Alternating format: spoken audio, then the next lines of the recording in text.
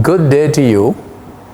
We begin a broadcast, science, archaeology and history involved in it, because this is the month of December.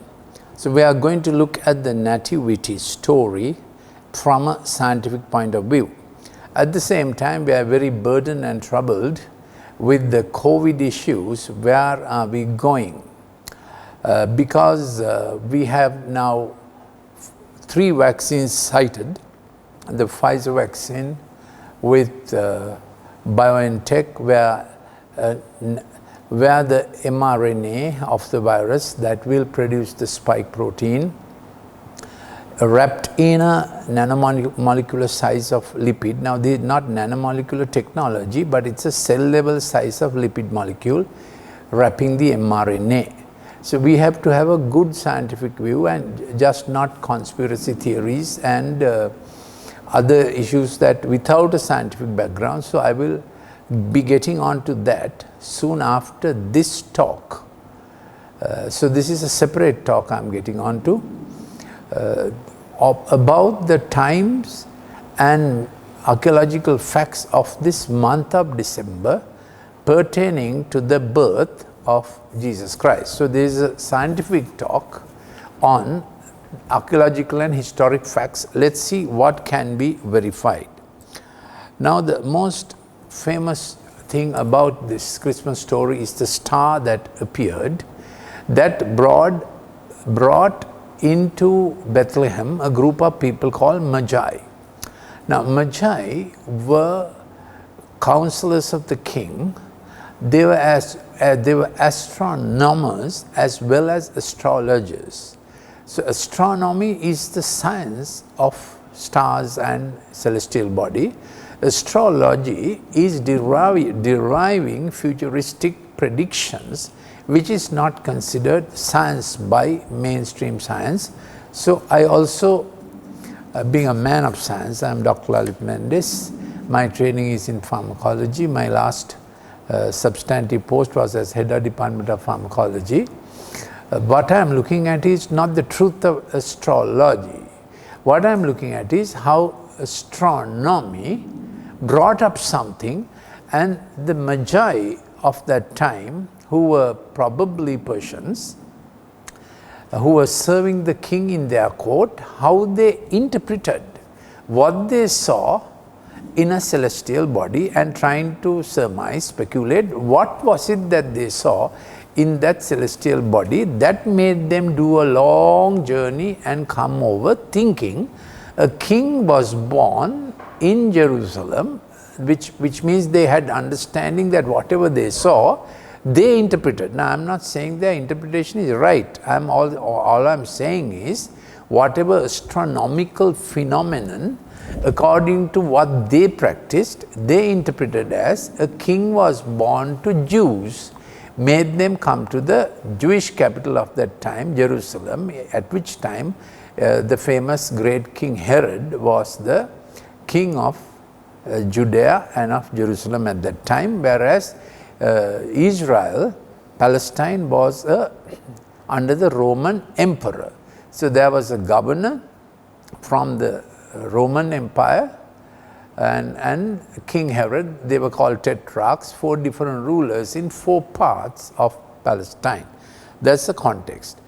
So what could have been, so Luke was a physician who recorded this in the Bible, in a book called Gospel according to St. Luke. Luke was a physician and he gives his historic and professional credentials. He served a master called Theophilus back perhaps in Rome, and at that time Roman nobles had personal physicians who were generally Greek speaking, and they were paid, but they were also owned by the Roman master. So Luke, being the family physician, he is also the one who kept family records, so he doubled up as a family recorder, keeping our documents. So he also became he began to do historical records, because his master Theophilus said, go investigate in Palestine this story that a certain Palestinian who came to be known as Jesus Christ is now the belief about him is spreading in the Roman Empire, and Luke must have come around about AD 55, and Jesus Christ died in AD 33. I will give you the archaeological proof for what I am saying in a moment.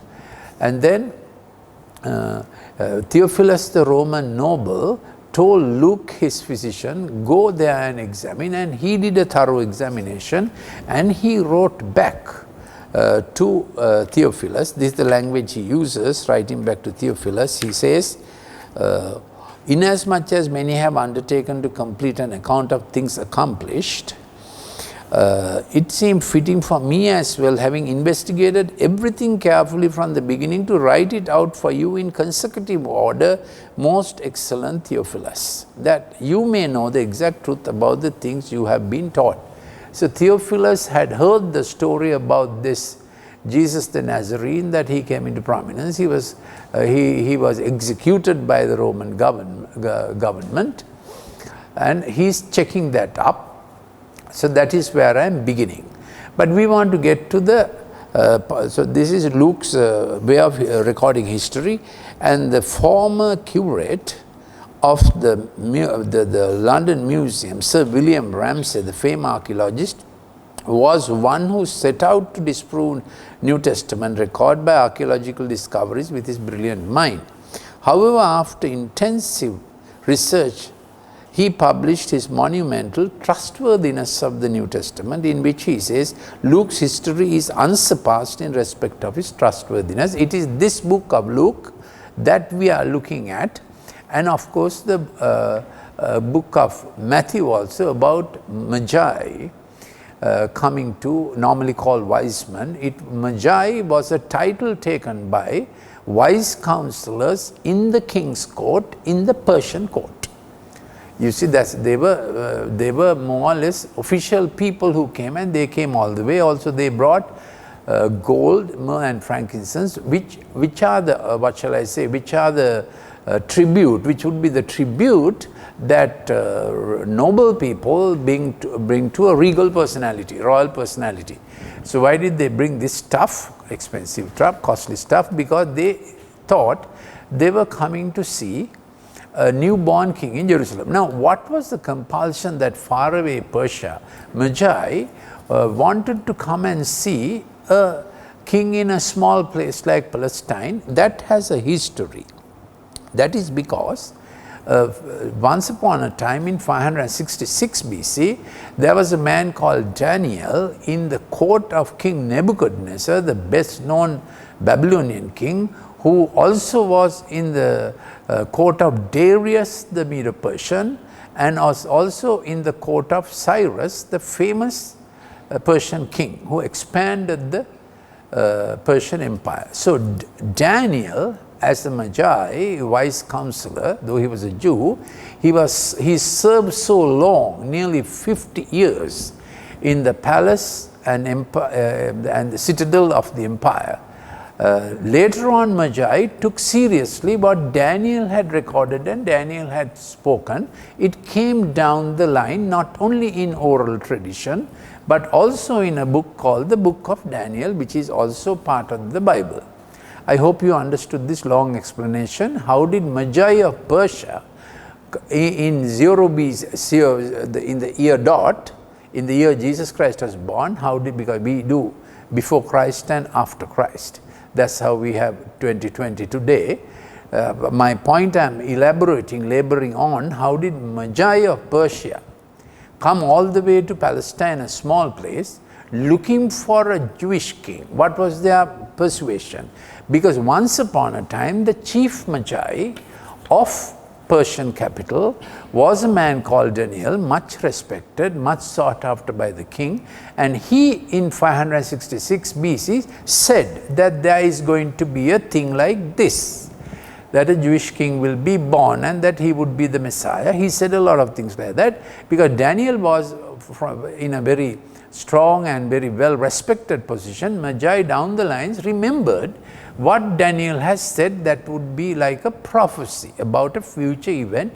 What Daniel the chief Magi said, Magi remembered from centuries to from generation to generation, and when it came to this time, they took seriously what Daniel said, and what Daniel has already said, which we will soon see. They interpreted saying this peculiar celestial phenomenon we see, they equated it to a king is born in Jerusalem. They equated it to that Daniel's thing. Now, they also had a prophet among them called Balaam, who lived around about 1400 BC, who also said there's going to be a star that you will see that will indicate a very strong king coming to the Jews. He had also said that in a particular book of the Bible called Numbers chapter 24. Both these ancient sources that Magi believed made them to do this long trek and come. So little more reference here on this passage, this exact period of time. So here we are coming more to the period of time. I said Daniel said so in 566. So what did Daniel say? Here we are looking exactly at what did Daniel say. This is what Daniel said. Everybody is listening, I hope. This is what Daniel said. We have the slide on the screen. We have the slide on the screen, the timeline slide. But let's first see what did Daniel say. Daniel said, this is what he said. Daniel chapter 9 verse 24, 70 weeks have been decreed for your people. Now this is what Daniel is writing. These 70 weeks were weeks of years, just the way there are 7 days to a week. When they spoke in ancient time in weeks of years, every year would be 7 years. I hope you understood that. So, what will this 70 weeks do? Daniel is saying it in 566 BC.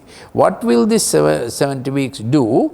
From the time Artaxerxes sends, a decree goes out to build Jerusalem, and a decree goes out to build Jerusalem's wall happened in 444 BC. So from 444 to BC, there will be 70 years, and those 70 years are weeks of years, so that would be 490 years, but he spoke about the first 69 years, that's it. So you are to know that, discern that from the issuing of a decree to restore and rebuild Jerusalem, that is 444 BC under Artaxerxes the Persian king, Messiah the prince, there will be 7 weeks and 62 weeks, 69 weeks, it will be built again. Then after those 69 weeks, Messiah will be cut off, meaning crucified, and that is what is said about this. Messiah is coming. Messiah will be crucified when? Exactly 69 weeks after the decree to rebuild Jerusalem. So that was in 444 BC. These are weeks of years, so 69 into 7 is 483. That's what you see in the slide, correct? They can see it in the slide, 483 lunar years. So it means 173 and 880 days from that decree to Messiah being crucified. Now it is historically ascertained by Cambridge University academic Sir Colin Humphreys and Graham Waddington, the Oxford astrophysics person, calculated exactly this time and concluded that April 3rd of AD 33 is Messiah's death. And that would be exactly 173,880 days, or 483 lunar years up to the time from the decree of Artaxerxes to build Jerusalem to April 3 of AD 33. April 3 AD 33 is the certified day of crucifixion. Now, This is recorded in a book by Professor John Lennox, the mathematics professor of Cambridge and Oxford, and his book is called Against the Flow. And the book by Sir Colin Humphreys and Graham Waddington is called The Mystery of the Last Supper, Reconstruction, The Final Days of Jesus, Cambridge University Press, 2011. I repeat, Final Days of Jesus, you can Google and see, Cambridge University Press, 2011, by Sir Colin Humphreys, and that is quoted by Professor John Lennox, mathematics professor emeritus, Against the Flow. That is his book about the time of Daniel. So I have given you some historic time schedule about this Messiah's birth and death, how it is archaeologically, historically certified. Now to some things of the birth itself. So they saw it, a celestial thing they saw. Now right now, in a few days time, Jupiter and Saturn will do a planetary alignment, and it will look like a bright star. So what exactly they saw, we don't know. But they interpreted that to mean, that is what Daniel had told their chief magi some centuries ago. They believed that, accepted, because Daniel was a well-known man in the king's court, and they came looking for this newborn king. Now remember, magi are also religious people, besides being king's counselors, and you know, all those days kings in our country, in many countries, had religious people as counselors. I am not saying what they believed from whatever science they had, where the pyramids were designed and all that, that was a kind of thing they knew. I am not asking you to subscribe to that. I am only saying when they saw that celestial phenomenon, they came to Jerusalem. Then of course, if you have read the story, King Herod of Jerusalem got very trouble because who is this king born not in my house, not my son? Who is this king? He asked. And what did he tell the Magi? He said he got down the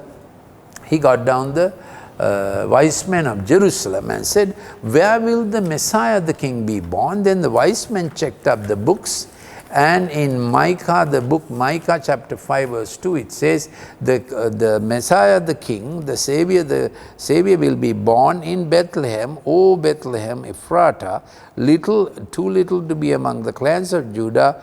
From you one will go forth for me to be ruler in Israel. His going forth are from long ago, from eternity. So this new king to be born would be born in Bethlehem. Not only that, it is said he is from eternity, that who is going to be born is God. Now this is the Christmas story, because this is the month of December. That's why I thought I will present to you some science and reason on this topic, whereas often I have presented science and reason on digital science, COVID science, many other issues. So this is it. So that's the story we are looking at.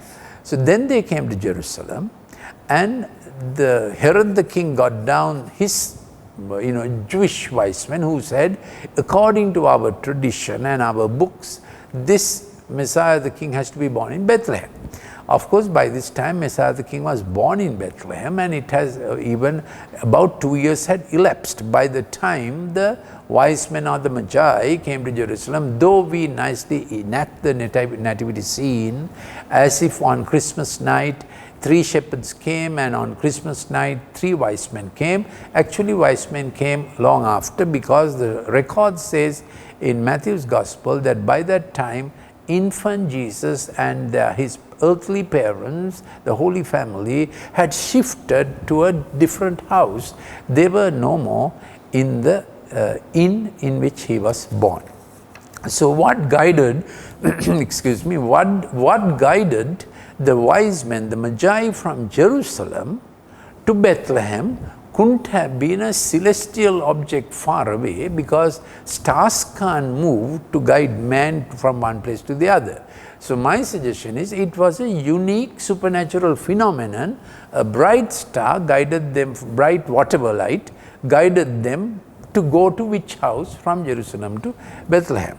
Of course, by that time the infant Jesus was not in the stable that he was born, not in the inn of Jerusalem, in another house. Herod said, come and tell me, I will also go and worship, but he actually meant to kill the baby. Now wise men were warned not to go back. They offered their gold, silver, gold, frankincense and myrrh. And wise men, when they were trying to go back to tell the king, they were told in a dream, don't go back to the king. You go back to where they came from. Now they could do that without going to Jerusalem, because Bethlehem is east of Jerusalem. Bethlehem is east of Jerusalem, and Bethlehem was on a major highway from Syria to Egypt. I'll come to that. So from Bethlehem, they did not return to Jerusalem. From Bethlehem, they went to their own country. So that's the story. So what is this inn in which Jesus Christ was born? This inn was in Bethlehem. It was a noted inn of that time. It was called a caravanserai. That is the equivalent of our rest house or whatever, caravanserai. That was the old name. It was on the Syrian-Egyptian highway going through Bethlehem. So the wise men could go back to Syria, Persia, wherever, without going to Jerusalem. Not only that, when the King Herod wanted to murder all the babies 2 years and under to catch the infant Jesus and murder, Joseph was warned in a dream so that he could flee to Egypt without coming to Jerusalem, because this was a highway going from Syria, Bethlehem to Egypt. So it's all historically true and possible, what is recorded in Matthew, Mark and Luke Gospel about the birth of Jesus Christ. So I'm just giving you scientific and archaeological fact. Now some of you may not be believing at all that these things are historic records, but I have examined them and found that the historicity is true. So I have done this book on the historicity. It's called Loaves and Fishes. That is one book. This is available at Saraswati Bookshop or from Brookside Bookshop. So if you send me if you send me the WhatsApp number, we will tell you how you can pay and how we can post it to you. Our WhatsApp number is +94 77 49 59 214. Any questions on this also you can ask. Here's another one. I called it Thorns and Stripes on a Red Blood Moon. You can have, we can post this to you also. A few more books I'll later show you, but let's get on the story. So what was this inn? Was there inn like that? There was a famous inn in Bethlehem, a resting place. In those days language it was called a caravanserai, because people used to travel. They used horses, donkeys, as they used to travel. And when Joseph and Mary came to the inn, there was no room in the inn, and therefore they were given a place near the stable. Now stable was there were little huts as well as open ground where sheep lay. After pasture land was just outside, then cattle would be there, then visitors would bring their traveling donkeys or traveling horses. So that stable was an area like that, probably an open area. That's why it was called caravanserai. Even caravans were parked there, chariots were parked there. So Joseph and Mary didn't find room in the inn, but the innkeeper was kind enough to say, you just lay down somewhere. And then we know from historic record he was laid in a manger, and manger is a trough in which sheep would or cattle would feed. A trough on which cattle feed was also laid down. So probably Mary, the mother of Jesus, put the best clothes she had. They were poor people. So why did they come to Bethlehem? Because we know Joseph and Mary at that time were living in Nazareth, which was northern Galilee. And people had a very bad reputation of Galilee. They said, what good can come of Galilee? You probably have in your township an area like that which is not much respected. So the Galilee, and then in Galilee, Nazareth had a nasty reputation. So to say, can anything good come out of Nazareth? It was a worst place in a bad place. That's the reputation of Galilee and Nazareth. Now, the Augustus Caesar, the Caesar of the time, issued a decree saying everybody must come to their birthplace, birth town of lineage, to do a census. Now, when the emperor or the government wants to do a census, they don't do that to increase your health facilities or educational facilities. They want to mark every citizen in a markable way, countable way, and make them responsible to pay taxes. So we are told in the history record, when Quirinius was the Roman governor of that time, Augustus Caesar, throughout the empire, in fact, actually decreed that, and Roman decrees can be traceable. So to this period of time, such a census was released. And Joseph and Mary had to travel to their ancestral city, city of descent, Bethlehem, to give their name and be marked for the census, and then they would have to pay taxes accordingly. That's how from northern Galilee they came to Bethlehem in the south, and Bethlehem was sited near Jerusalem. So I have described the star. Then let's see what other things had to be fulfilled for this to happen. Few more things there are. Historically, I would like to clarify about this time. Few more things so that you get a proper narration. What was this time like? So Joseph, from David's ancestral descent, was placed and ready from Nazareth. He came down to, with Mary, he came down to Bethlehem to have the child. Mary also had a descendancy from the King David, their most famous king. So David's city was Bethlehem. That's why in the angelic annunciation it was told to the shepherds, this day a Savior is born to you in the city of David, because these people are from King David's royal line. But of course they had run down in life. Carpenters in David's time in Bethlehem were very valued, because Bethlehem had a handloom industry. It was like my hometown Moratuwa. Yeah, that's right, my hometown is Moratuwa, and they have a great carpentry industry. In fact, my ancestors were carpenters. Bethlehem had carpenters because they had a handloom industry, because they produced linen, and Bethlehem had a lot of linen fields. They produced high quality linen, and Israel being a religiocracy, priests ruling, and priests wore linen clothing. So Bethlehem was a very thriving city some time ago. And the carpenters of Bethlehem were much sought, but when Bethlehem ran down and Jerusalem came up and it got commercialized and so on, carpenters dispersed all over Palestine. That's the same in Sri Lanka also. You will find carpenters of my lineage going to different townships of Sri Lanka also, because carpenters go looking for work. So Joseph's family line ended up in Nazareth, and they ran down in life. They were poorer because in a Galilean fishing district, because of the Sea of Galilee, fishermen who owned the boats were richer, and the carpenters who mended the boats were poorer. So that's the history of that. Then Augustus Caesar issued the decree. Then census caused Mary and Joseph to travel to Bethlehem. Then we read the timeline from Daniel.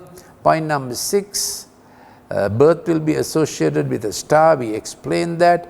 And by that time, the Roman Empire had made good roads that when the gospel came about, it could spread far and wide. And of course, it will very quickly meet resistance, because the Christians said we can't worship Caesar. When Caesar began to demand worship, so Christians got into trouble. They were thrown to the lions and in other ways, but Christianity continued. So these are some things of the birth story. Let me see whether there's anything else I like to. So Herod, you know, killed all the babies under the age of 2, trying to kill infant Jesus. And history says Herod's character is consistent with that kind of brutality. That's all that we can know about that historically. Then the lambs of Bethlehem. That's very interesting. You may have read the story that the Lord Jesus was wrapped in cloth. Just like that, lambs were wrapped in cloth who would be born in cold times and so on. So if the shepherds kept their flock by night, as the famous story goes, just around that place, it's still possible that it was a cold month, but it was an enclosure that they kept the sheep in. And they would wrap the lambs in swaddling cloth or just any little rag. Similarly, when this little baby was born, the baby was also wrapped in cloth. And then he was put in this trough where animal feed, cattle feed, and the trough was supported by 3 crosses like supports. So at his birth there were 3 crosses and to support the trough, and at his death, of course, on Mount Calvary, there were 3 crosses. He was in the middle and 2 thieves on either side. Herod killed the babies. I have explained the inn of Bethlehem, that it was there. It was a historically known inn. Then the lambs of Bethlehem were the lambs that were taken for the Jerusalem's temple for sacrifice, and it was a bit of a sordid affair because everyone had to buy the lambs for the different sacrifices, and the Jerusalem temple charged exorbitant rates because the pilgrims would have to pay whatever they were asked to, and then temple had a particular temple money, so they had to give the common money and sort of cash in for the baby cash, $1 for rupees or whatever it is. When tourists come here, they had to cash their normal money for temple money, and temple money would be exorbitant. So they earned on the price of the sheep sacrifice as well as on the money exchange. So it was a rotten affair. It was at a time like that Jesus Christ was born, and those lambs in Bethlehem were particularly lambs made for temple sacrifices in Jerusalem, because Bethlehem and Jerusalem are only 2 kilometers apart and they function easily together. Today Bethlehem happens to be a Palestinian city, and it erects the largest, tallest Christmas tree in Israel. As you know, Israel's official religion is Judaism, and Bethlehem is a Palestinian city, and they wait for Christmas time so that they can sell some stuff and earn something. But in those days, when Jesus was born, Jerusalem and Bethlehem functioned together, and Bethlehem had many good grass fields, pasture lands, and we hear of David the king in his day in 970 BC as a shepherd boy, in 1100 BC as a shepherd boy, how he looked after sheep in Bethlehem, because Bethlehem was famous for good corn, good flax, good linen, and good water, and also good sheep. So the lambs were taken from Bethlehem for sacrifice. So that's about it, that I want to share the historicity surrounding the Christmas story. I hope you liked it, and we will be presenting a Christmas presentation, and I will have it on my timeline. We like you to join online. Normally we have a very big carol presentation to which we invite people with cards, but this time we can't do that because of the restricted numbers, but we will keep you informed about a very, what shall I say, very well presented carol program, I would say, a very scenic one, meaningful one. So thank you for listening. Shortly I will get on to my COVID science presentation discussing the vaccines. Thank you for listening.